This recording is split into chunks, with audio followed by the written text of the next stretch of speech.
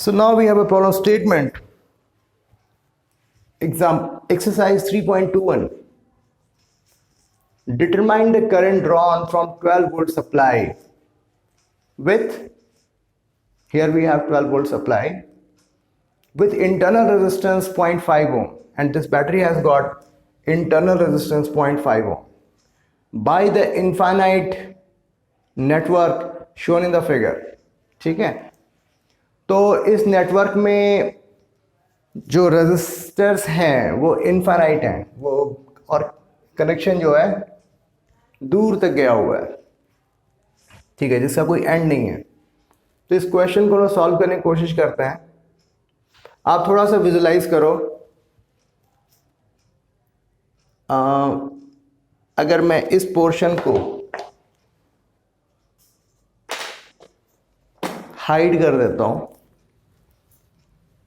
ध्यान से देखिए आप, 1 ओम 1 ओम 1 ओम, ठीक है. अगर इस पोर्शन को मैं हाइड कर दूं तो सेम चीज दिखाई दे रही है, 1 ओम 1 ओम 1 ओम, ठीक है. अगर इस पोर्शन को हाइड कर देता हूं, 1 ओम 1 ओम 1 ओम. इस तरीके से कॉन्फ़िगरेशन में सिमेट्री है, और यही सिमेट्री जो है हमें आंसर दिलाएगी, वरना फिर इसे सॉल्व कैसे होगा, हो ही नहीं सकता. ठीक है. तो अगर इस एज्यूम करते हैं कि इस सर्किट की जो है जो इफेक्टिव रेजिस्टेंस है वो R है, इस पूरे जो इनफाइनाइट नेटवर्क है उसकी इफेक्टिव रेजिस्टेंस R है. ठीक है.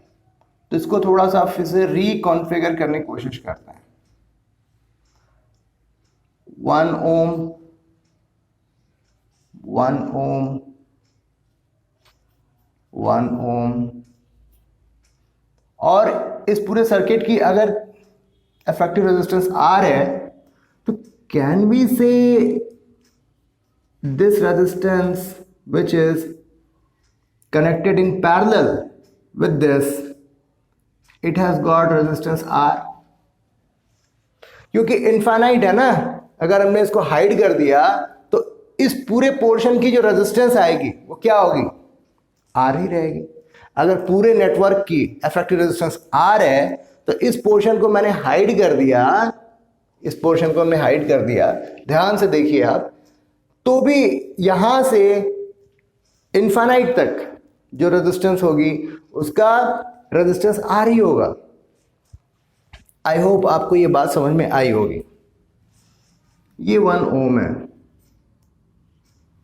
अब आप गौर से देखो, ये रेजिस्टेंस और ये रेजिस्टेंस आपस में पैरेलल में है. देखो ये दोनों पॉइंट, यानी कि R के अक्रॉस पोटेंशियल ड्रॉप जो है वही पोटेंशियल ड्रॉप 1 ओम रेजिस्टेंस के अक्रॉस भी है. तो इसका मतलब ये हुआ इन दोनों का जो इफेक्टिव रेजिस्टेंस क्या हो जाएगा, R into 1 divided by R plus 1. ये कैसे आया, 1 upon R dash is equal to 1 upon 1 plus 1 upon R. करके देखना, यही आएगा. ठीक है. तो इस तरीके से हमने इन दोनों का जो इक्विवेलेंट रेजिस्टेंस है वो हमने निकाल लिया, और इस डायग्राम को हम फिर से रिकॉन्फ़िगर करने की कोशिश करते हैं.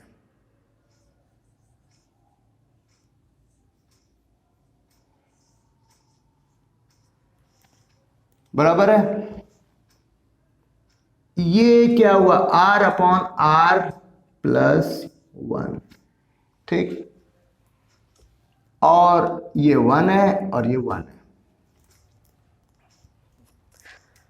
अब जैसे हमने कहा है कि नेटवर्क की जो रेजिस्टेंस है उसको हमने R एज्यूम किया हुआ है, तो इसका मतलब can we write R is equal to R upon R plus 1 plus 1 plus 1.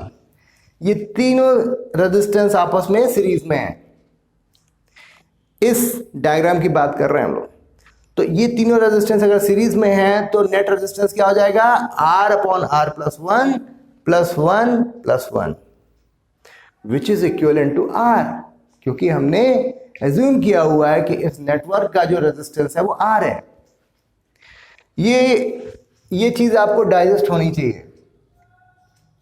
ये कैसे आ रहा है? R/R+1+2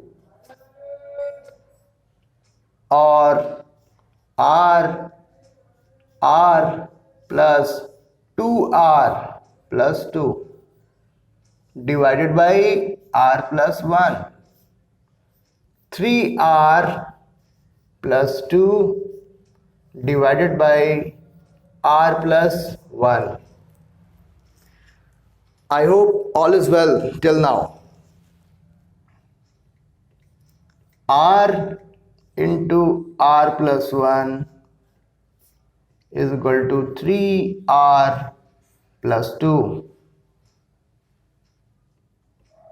R square, अब ये क्वाड्रेटिक इक्वेशन बन रहा है, R minus 3R minus 2 is equal to 0. अभी क्या हुआ?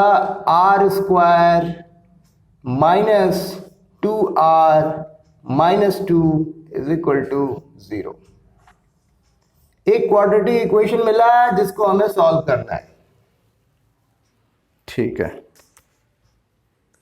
अब जो क्वाड्रेटिक इक्वेशन को सॉल्व करने के लिए जो हमारे पास फॉर्मूला होता है वही हमें यूज करना है, जिसे हम श्रीधराचार्य फॉर्मूला भी कहते हैं।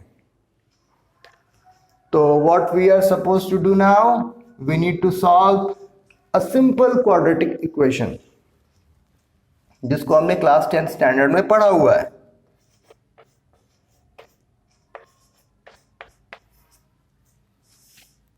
R minus B plus minus B square minus 4a1c minus 2 divided by 2a।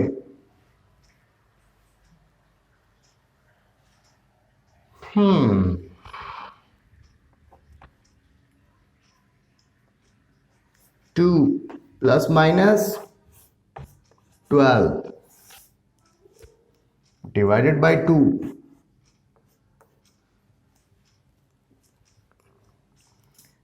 ये 4 इंटू 3 होगा और 4 का स्क्वायर रूट क्या होता है? 2 होता है। 2 plus minus 2√3 divided by 2। 1 plus minus √3 R। ये क्वाड्रेटिक इक्वेशन ये सजेस्ट कर रहा है कि इस रेजिस्टेंस के दो वैल्यूज होंगे, एक पॉजिटिव होगा एक नेगेटिव होगा। एक R की वैल्यू आएगी 1 प्लस √3 और दूसरी R की वैल्यू होगी 1 माइनस √3। √3 की वैल्यू 1.732 होती है, यानी कि 1 minus 1.732 which comes out to be negative. कोई भी रेजिस्टेंस दुनिया में आज तक कोई ऐसा पैदा नहीं हुआ जिसकी रेजिस्टेंस जो है नेगेटिव में हो। तो ये तो हमें इस वैल्यू को हमें रूल आउट करना होगा, इसका हमें इसका कोई मतलब नहीं है। R की वैल्यू आ गई। अभी एक बहुत बड़ा ब्रेक थ्रू है ये। अब हम जो है आसानी से, पहली बात इस सर्किट का हमें इफेक्टिव रेजिस्टेंस मिल गया। अपने पास ये बैटरी है, हमें क्या फाइंड आउट करना है? करंट। आसानी से हो जाएगा। अब क्या दिक्कत है? एक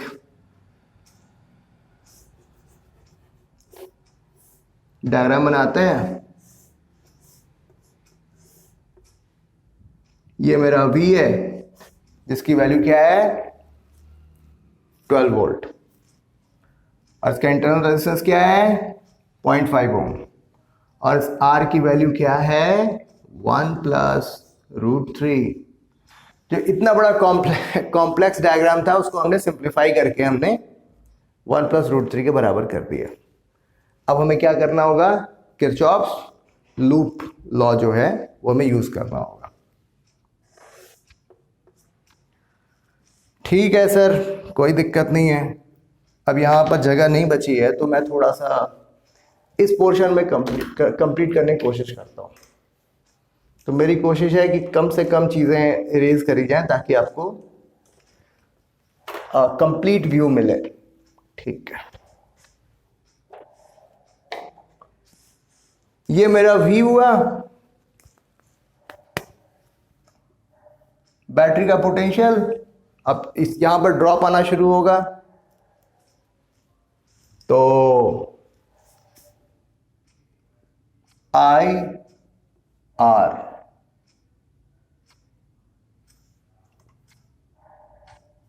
माइनस I स्मॉल r, इन दो प्लेट्स के बीच में जो है जो ड्रॉप आएगा ड्यू टू इंटरनल रेजिस्टेंस वो भी हमें कंसिडर करना होगा। इस तरीके से ये 0 हो जाएगा। 12 volt I R plus small r is equal to 0। I comes out to be 12 divided by 1 plus root 3, 1 plus root 3 plus small r क्या है 0.5। 12 1 plus 1.732 plus 0.5 0 0। 12 2.732 plus 0.500। तो 12 डिवाइडेड बाय 3 2 12 3, ठीक है, यानी कि 4 एम्पियर से कम आएगा। यानी कि आप समझ लो 3.7 के आसपास समथिंग कुछ आना चाहिए। तो आप इसको सॉल्व करने की कोशिश करो। मेरे ख्याल से ऑफ कोर्स लेस देन 4 और 3.7 3.6 कुछ ऐसे वैल्यूज आ जाएंगी। हाँ, तब तक मैं इसका आंसर फाइंड आउट करने की कोशिश करता हूँ और मैं देखता हूँ कि आंसर उसी के आसपास होना चाहिए।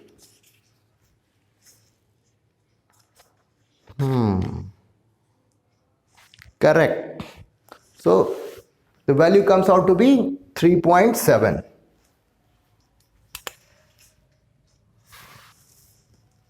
Hmm.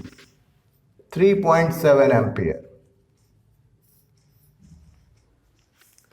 Current drawn from this circuit is 3.7 I 3.7 ampere. सही है ना? तो ये दिखने में तो बड़ा जोरदार क्वेश्चन लग रहा था, लेकिन ऐसा कुछ था नहीं। ये क्वेश्चन था सिंपल, और लेकिन हाँ, ये इम्पॉर्टेंट क्वेश्चन है क्योंकि बहुत सारे क्वेश्चन डराने वाले भी एग्जाम में पूछे जाते हैं, जबकि ऐसा कुछ होता नहीं है। They are quite conceptual, concept based questions. So thank you very much.